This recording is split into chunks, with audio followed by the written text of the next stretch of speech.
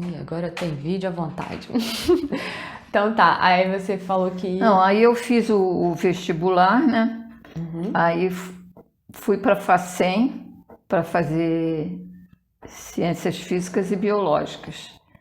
Mas no fim eu abandonei, porque eu não, já estava com 3 filhos, não tinha como, porque elas eram gêmeas, não são gêmeas, e ninguém queria trabalhar para mim, né?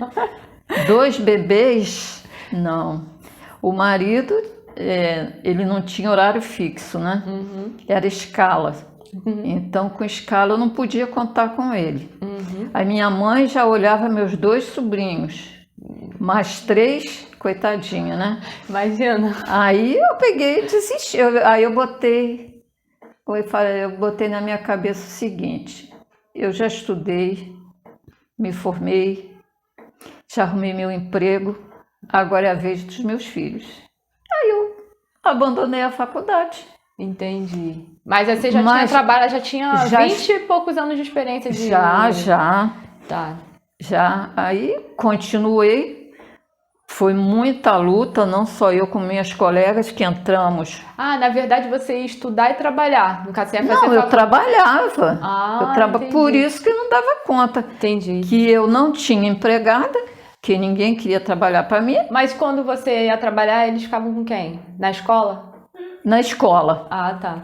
Eu botava, na época, você tinha essa possibilidade de escolher horário para os filhos, né? Então, eles estudavam no horário que eu trabalhava. Ah, entendi.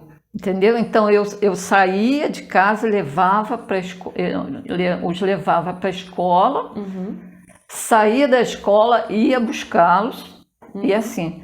Só aí, quando passou um período, aí você já não tinha mais direito de escolher. Inventaram essa de primeira série é tal horário, terceira série é tal horário, aí complicou para mim, né?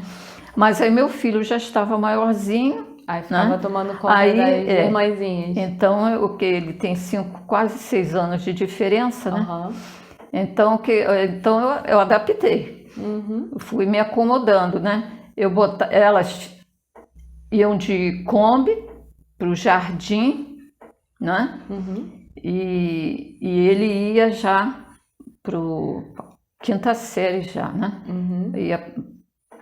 E tinha a chave para entrar dentro de casa, tudo bonitinho. Eu já deixava a turminha toda organizadinha. Deixava tudo preparado. Eles não mexiam em nada. Eles comiam era frio. É porque não podia esquentar nada, você não deixava mexer no fogo. Eu deixava o prato, se era tarde... comida fria eu não gosto não, nunca gostei, imagina. Aí tinha que comer assim mesmo. Não tinha micro-ondas na época, né? É verdade, tem isso também, né? Agora então tá mais fácil. Arrumava o pratinho de cada um, aí tampava com aquelas cestinhas, lembra de lavar arroz? Que até depois inventar de bordar, fazer as coisas. Sim. Então cada um tinha aquele lavador de arroz, o pratinho embaixo, e quando era lanche. Entendi. Quando era lanche, a mesma coisa. Lanche, ninguém mexia em faca, nem fósforo, nem gás. E assim fui levando minha vida. E o garoto, ele recebia as meninas da Kombi e ficavam aqui. E minha mãe ficava alerta, de olho, né? Porque todo mundo aqui na mesma rua. Do lado. Do lado. Entendi. Então ela ficava alerta. Então, mas graças a Deus nunca precisou de nada não, que era liberada a TV e a biblioteca. Eu sempre tive livro, né? Então era liberado, só dizia assim, ó, vocês podem ler qualquer livro desta prateleira. Aí não podia pegar as outras, né? Porque era dependendo da idade, né? Dependendo da idade deles. E a TV. Aí via Sítio do Capão Amarelo, né? Vila Sésamo, essas coisas da época, né? Legal. E nunca, quando eu chegava, corrigia minhas provas com todo mundo do meu lado, nunca perdi uma prova por causa de Fernanda nunca corrigiu prova, não? Adorava corrigir. Não deixava, Minha mãe deixava, ela adorava corrigir nas provas. Eu não confio. Ela fazia o gabarito, aí eu só dava... Aí quando estava errada, eu fazia aquele ezinho assim. Não e deixava, adorava. não. Não, e na verdade, assim, na época que eu era criança, eu queria ser bióloga, assim, sabe? Era assim que eu falava, o que você quer quando crescer? Bióloga. Eu adorava falar esse nome. Nome bonito. É. Então, aí, passando, então, dessa fase, né, da família, enfim. Aí você, depois, eu não sei, depois que eles saíram de casa ou já tiveram as suas famílias... eu queria saber como é que foi essa transição da biologia para a história de São Gonçalo. Ah, sim. Pois é. Então, vejamos. Então, essa foi a minha trajetória com eles pequenos e eu trabalhando. Sim. E fomos seguindo assim até, né? E aí eu peguei saí do Tarcísio, me aborreci lá, aí saí, se eu for contar a história vai demorar, então deixa pra lá. Não, se aborreceu, saiu. Me aborreci, saí, aí fui pro Nilo Peçanha. Aí no Nilo Peçanha continuei dando aula de ciências, mas lá, aí já estava separado, era separado nesse período, ciências de programa de saúde. Que no Tarcísio Bueno era tudo junto. Então eu dava ciências e saúde, né? Tudo encaixadinho. E aqui já no Nilo Peçanha, nesse período, já, porque está sempre renovando, né? O programa. Aí eu peguei muita aula de saúde, programa de saúde. Aí fiquei encantada, né? Eu gostava. Meus livros. Meu hábito de pesquisa foi justamente por isso, que como eu dava aula de ciências, eu tinha que fazer minhas pesquisas, né? Eu tinha que saber para poder responder as perguntas, né? Que o aluno faz as perguntas dele, você, né? Então eu estudava muito em casa, né? A matéria que eu ia dar, eu me preparava. Não ia às cegas, não. Nesse negócio de abrir livro, não. Eu me preparava. Aí vim para o Nilo Peçanha, continuei nessa. Só que aí já era programa de saúde, né? Que na verdade não existe mais, né? A gente dava no caso, a educação sexual pode ser também, mas hoje em dia tudo, ninguém sabe. Eu acho que não há necessidade de separar educação sexual, não. De ciências, no caso. Normalmente vai chegar... Porque o programa de saúde... Tem um aparelho reprodutor. Sim, mas assim, o programa, essa matéria, que eu nem sabia que poderia ter existido, mas era mais o que? Era para prevenção de doenças... saber das doenças que estavam na época, por exemplo, numa pandemia dessa, você daria aula de Covid, assim? A gente tinha o programa, né? Aí você falava sobre verminose, dependendo da série, né? Tinha a programação lá. Aí falava sobre verminose, doenças, e na 7ª série já entrava mais essa parte, né? De sexualidade. Entendi. E tinha pai que quando viu o livro...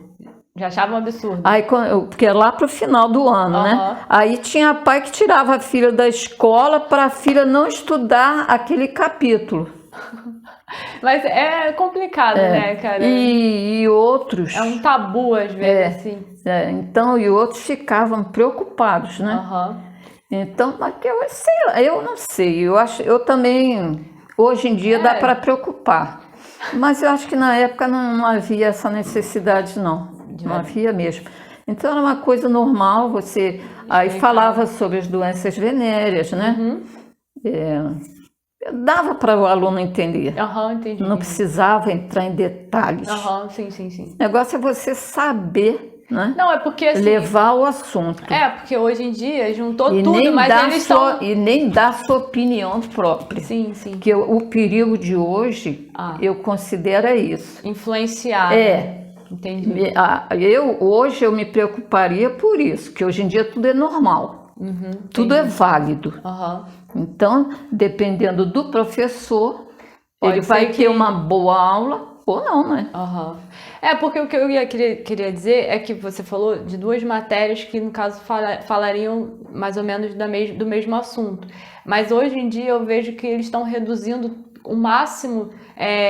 Até o aluno pode escolher o que ele vai estudar ou não, entendeu? Aí eu fico assim pensando, será que o meu futuro como professora vai ser dar aula para quem quiser assistir aula? Porque eu acho que você estudar numa certa época da vida é uma obrigação. Tem coisas que você é obrigada a fazer. Estudar é obrigação.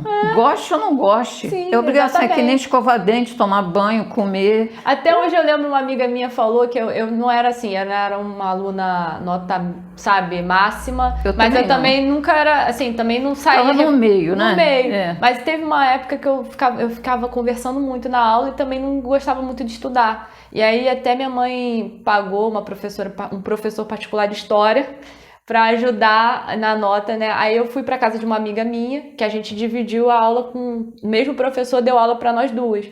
Aí eu não sei que conversando com ela, mas eu lembro isso até hoje. Ela falou: Camila, você não tem que escolher não, você tem que estudar. Né? Tem coisas que você tem que estudar e você não tem que escolher. E pronto.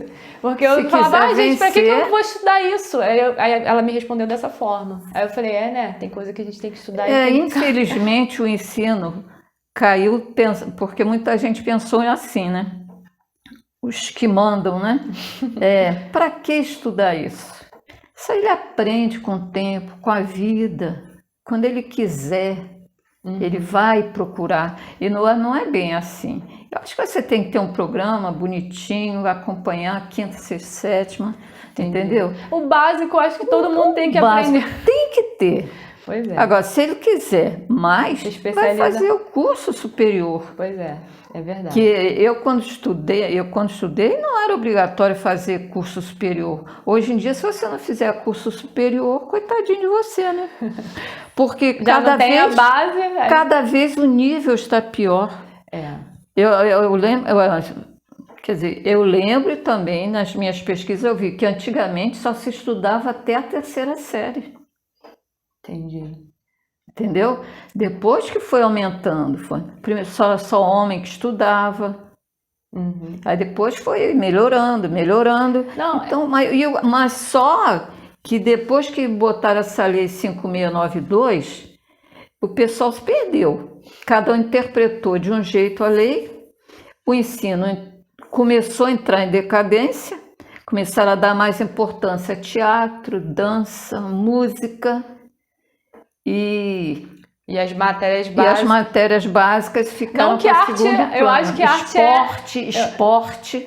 Mas eu acho que assim, a arte e o esporte também são importantes também. Só que assim, mas não pode ser priorizado. É o que eu vejo eu vejo aí na Criança Esperança. Meu Deus, a maior parte dos projetos é só para dança, música, teatro. Dificilmente você vê um projeto que é para ensinar o aluno. Aquele aluno que não estudou, que por algum motivo teve que largar a escola, para o adulto que não teve chance de estudar. Você não vê projeto do Criança Esperança. É muito raro aparecer, pelo menos na propaganda, né? Pode até ter, pode não, tem. Mas nas propagandas você vê mais teatro, dança, pintura, não sei o quê, entendeu? É válido, mas o principal é você saber ler, escrever, conhecer um pouco de história, de geografia, né, gente? Pelo amor de Deus. Não, e no caso, o que acontece? Eu fiz arquitetura. E para arquitetura nem tanto, mas depois que eu fiz arquitetura, eu ingressei novamente na faculdade de engenharia. E na engenharia, a parte de cálculo era muito difícil para mim. Porque a minha base do ensino médio, matemática, física, eu não aprendi muito bem, entendeu? Então aí eu tive que ir para professores particulares para poder tentar entender, correr atrás do tempo perdido. Mas assim, não que eu não tenha aprendido a fazer as coisas na época, mas até porque você perde a prática. E aí você acaba não usando, você acaba esquecendo. Eu abandonei também a faculdade também, porque também, além do dos Da filhos, família. né? Aham. Eu tinha que cuidar de filho, de casa, trabalhar fora. Também Jornada tinha a minha tripla. dificuldade, porque eu já estava mais de 20 anos fora da escola. E era muito jovem, né? E os jovens ficavam sempre te botando para trás, para escanteio, os professores, por sua vez, também, né? Então, aquilo foi desanimando, a dificuldade era tanta. Eu tinha que pegar às 6h40 no Fonseca. Eu saía 6 horas daqui do Tarcísio Bueno Para 6h40. para pegar engarrafamento, para pegar 2 conduções que chegava em Niterói, tinha que pegar ônibus para Fonseca. Aí complica Aí, tudo. sabe? Mas eu também abandonei engenharia também por causa disso, que eu abandonei. Porque eu trabalhava na ia para o Maracanã e depois para São Gonçalo. E aí essa rotina foi ficando muito pesada para mim. Na época eu namorava um rapaz, eu nem via ele, que é só final de semana. E aí minha vida também era muito corrida. Eu não estudava direito, porque eu tinha que estudar de madrugada ou estudar na própria escola. Eu às vezes saía um pouco mais cedo do trabalho para estudar na biblioteca, que eu também só estudava em biblioteca, porque em casa não tinha como estudar direito. Entendeu? Por conta disso aí foi criando uma dificuldade que eu larguei. Agora, quanto à sua dificuldade de matemática, quando eu estudei, como é que era? Tinha o curso normal, contabilidade e científico, que corresponde hoje ao 2º grau. Tá? Então, quem queria ser professora, fazia curso normal. Quem queria contabilidade já sabia, né? Eu já ia. E quem queria fazer faculdade, fazia o científico. Que o científico seria que dava base para a faculdade, fazer o curso superior. Que no caso, mas aí existiam muitas opções de superior ou assim? Hoje em dia tem muito mais, é lógico que na época tinha, era bem reduzido. Mas né? era como se fosse era como se fosse uma preparação para o vestibular, na verdade, né? Não era preparação, não é como mas hoje. Mas é porque era mais abrangente, então. Mas dava base para o aluno ir para a faculdade. Ir para a faculdade, né? Entendi. Tanto que a gente que fez curso normal já sente mais dificuldade de fazer um vestibular, né?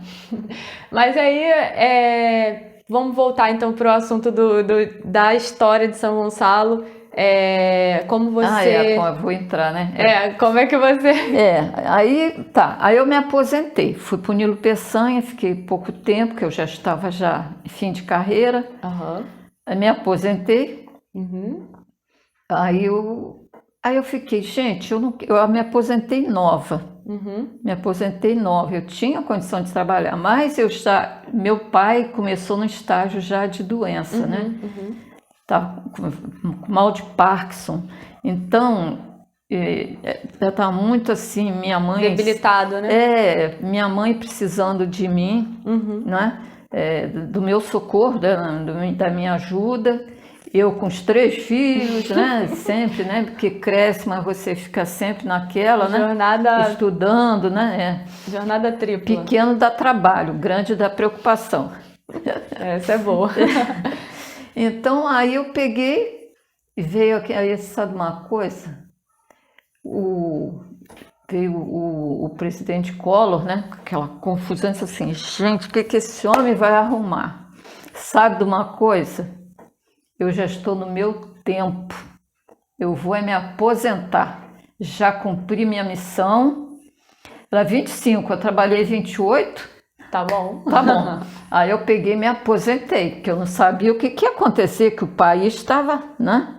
Como hoje nós estamos confusos, naquela época também houve. Eu imagino, eu lembro pouca coisa.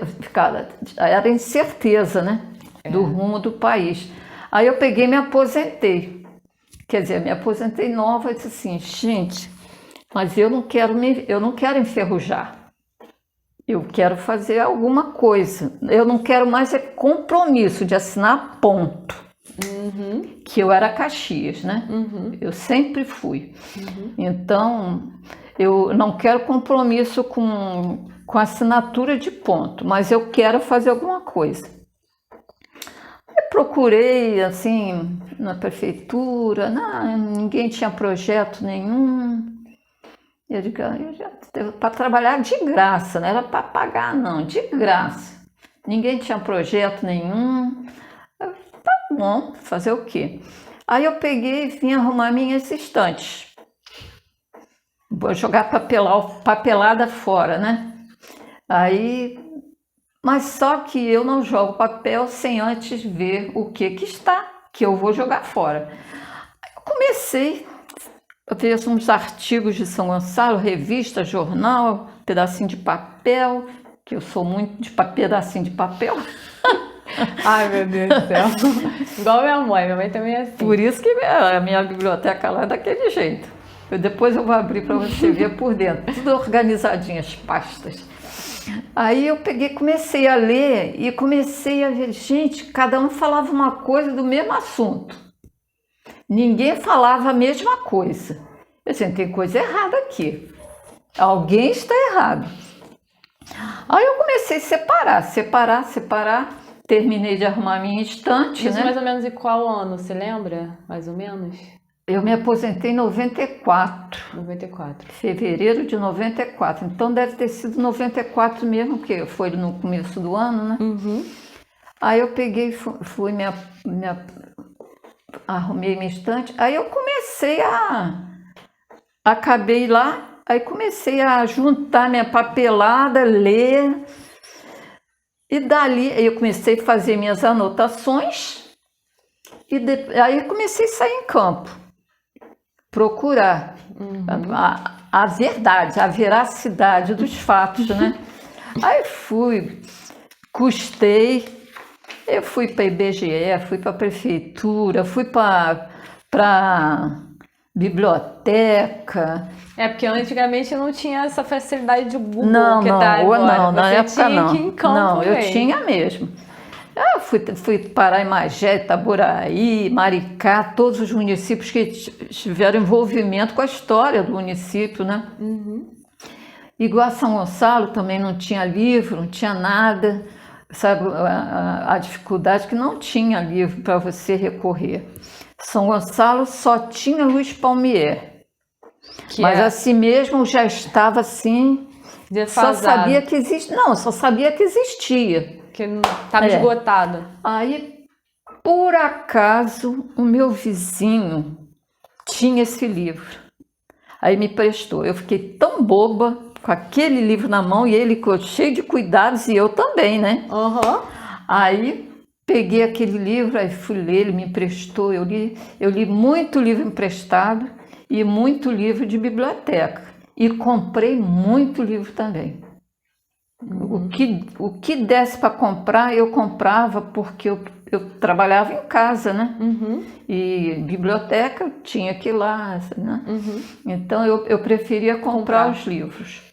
Ia para sebo, procurava mesmo, me virava. É porque a biblioteca você tem um tempo também, aí você tem que ficar atenta ao tempo, porque senão você tem que ir lá renovar e dar um maior trabalho mesmo. E aí eu fiquei quase 2 anos pesquisando na prefeitura. Me abriram as portas, eu custei. Quando abriram as portas, eu já tinha feito minha primeira edição, que era essa aqui. Pode pegar para mostrar, gente? Quando a prefeitura abriu as portas para mim, eu já tinha esse livro. Uhum. E mas qual é o ano dele? Dá para ver? Se eu não me engano, eu estou sem óculos, eu acho que é 97. Acho que é assim, 97. Essa é a primeira versão desse daqui. É a primeira. 97, isso aí. Aí, 2 pessoas muito simpáticas, né? Muito prestativas, abriram a porta para mim e eu segui. Nunca parei de pesquisar. Nunca. Jornal, livro, revista. Sempre guardando na pastinha dentro do armário. Conversando com as pessoas antigas. Sim. Que é outro cuidado que a gente tem que ter. Quem pesquisa tem que ter muito cuidado, tem que saber peneirar. Porque tem aqueles que inventam, né, na verdade. O testemunho oral tem que ter bastante cuidado mesmo para você tem que ser muito esperto, né? Uhum. Já ter um conhecimento. Quem trabalha muito com testemunho oral é o Eric, né? O Eric Bernardes. Pois é, eu acho que você, para ser testemunho oral, você já tem que ter um certo conhecimento. Pois é. Porque se você não tiver um certo conhecimento, acaba. Por isso que tem revista que sai coisa errada. Todo ano eu faço questão de comprar aquela revistinha que sai do Dia do Município. Não sei, não. Comprar o jornal que vem a revistinha, o suplemento, né? Ah, tá. Eu gosto de ler. Como eu vejo coisa errada ali, eu fico... Tem umas que eu fico até revoltada. Entendi. Sabe? Entendi. Eu chamo, é sofismador. A pessoa, ele quer que as pessoas acreditem na verdade dele. Entendi. Embora você possa comprovar que ele não está falando a verdade. Agora, você vai encarar uma pessoa que tem prestígio, personalidade, não é? Então, eu deixo, ele quer falar as bobagens dele, fala. Eu também já falei muita bobagem quando eu não tinha experiência. Uhum. Hoje em dia, eu já estou... Né? Já pode dizer que tem experiência, né? Hoje em dia eu já aprendi, né? Porque você aprende apanhando. Sim, sim. Até porque você vai conhecendo outras fontes, e aí você vai pensando, vai ligando uma coisa a outra. Isso, como você é muito... eu, quando comecei a ler o livro, eu já reparei nisso, que você questiona, você trabalha em cima de um questionamento, né? E aí você... pesquisou, tem como provar, e é isso que vale. Eu acho que a história, ela caminha assim, né? No caso, o historiador, ele não é uma coisa estática, ele vai se renovando, né? Eu nem gosto de que diga que eu questiono, sabe por quê? Eu estou simplesmente mostrando o outro lado, a outra verdade, né? Mas quando eu falo, é porque eu fui na fonte mais confiável. Sim, entendi. Que de repente eu questiono porque, por exemplo... Você pode dar um exemplo pra gente? Bom, olha... Eu lembro que logo no início são você... São tantos que eu vou te contar, hein? Logo no início você já coloca, já bota um pronunciamento, gonçalense. Aí você já fala Isso sobre aí foi o que eu passei, né? Para chegar toda a dificuldade. Isso. Né? Aí eu lembro que você, agora não, olha, agora eu perdi um pouco. Vou facilitar. Olha aqui, prefeitos. Foi um trabalho que uma coisa tão fácil. Eu gostaria de encontrar alguém, acho que eu não vou conseguir isso, que até hoje ninguém ainda conseguiu, vai que fazer a listagem dos prefeitos correta. Que não se consegue fazer uma listagem dos prefeitos correta. Porque cada fonte, as datas são desencontradas. Entendi. Às vezes, até os sobrenomes, às vezes, entendeu? É muito difícil você fazer. Eu tenho, mas eu até falo, né? Ela não é fidedigna. Sim, você fala apenas uma orientação, uma noção. Uhum. Mas correto, depois de lavoura, não. Depois de lavoura... Tava até nos periódicos também, de repente você pode. Agora, antes disso, você não. Lavoura foi qual? Os periódicos têm erro. Você falou. Eu ia te perguntar. Eu não peguei. Se você pegar, você não consegue. Lembra que eu ia falar? Comentei do Eric Bernardes porque ele fala, ele faz crônicas, na verdade. E ele não conta a história verídica. Ele escuta histórias assim e então, aí ele fala muito, como ele escreve através de histórias que ele ouviu. São coisas fictícias. Ele escreve coisa que não é verdade. Entendi. Mas assim, ele, no caso, para quem lê ele, sabe que é fictício, né? Uhum. Ele também não fala que é a história real e tal. É uma coisa da cabeça dele. Tem até uma crônica dele no primeiro livro, no Vermelho, que fala sobre esqueci agora o nome da... É como se fosse a babá do Dom Pedro, que ele tem uma passagem por aqui pro São Gonçalo, que dizem que é da Maria Paula. Isso, aí ele Só fala é uma coisa que não tem comprovação. Pois é, aí ele falou assim, eu peguei um diário, ele falou assim, eu fui fazer um intercâmbio na Inglaterra e encontrei um diário dessa babá, né, que eu esqueci agora o nome. Aí eu falei, como eu conheço ele, tem o WhatsApp dele, eu falei, Eric, você encontrou esse diário falando isso? Ele, não, eu nunca fui pra fora, nunca viajei. Porque pra mim, aquilo era uma coisa assim, baseada em histórias reais. Aí depois que eu falei, são crônicas, cara, lógico que não é real. Mas ele viaja também, né? Ele inventa cada coisa, eu acho muito legal a forma que ele escreve, muito carinhosa, assim. Eu tenho o Palacete do Mimi, que também conta a história de São Gonçalo, mas também, assim, muita fantasia. Que era Cassino, que era... Tem a Sombra dos Laranjais, acho que eu fiz até o prefácio do livro, de Paulo Souto. Mas também conta a história do município, mas também... fictício, né? Também fantasiosa. Tem muita verdade... E fantasia também. Mas assim, eu acho legal que quem conhece a história sabe quando é verdade e quando não é. Mas quem não sabe, aí fica como a história do Brasil, né? Que falam tanta bobagem do Dom Pedro, né? Tadinho dele. Fez tanta coisa boa também, né? Como falam bobagem de Dom Pedro? Eu li o 1822, que é aquele livro. Eu li os 3. Eu não li os 3, eu só tenho um, então só li esse. Eu adoro esse autor. Eu... Você quer conhecer história, leia este autor. Né? Eu até esqueci o nome dele agora. De todos que eu li. Qual o nome dele? Eu esqueci. Caramba, minha mente, eu tenho que trabalhar minha mente, porque eu tenho que ler mais. Eu confesso que minha memória, eu estou parando também por isso, minha memória começou a fraquejar. Não, minha memória sempre foi fraca, eu tenho que ver isso. Eu estou mais para 80 do que para 70. E eu estou ainda para 40 e já estou assim, imagina. Oi, você quer ir? Tá, peraí.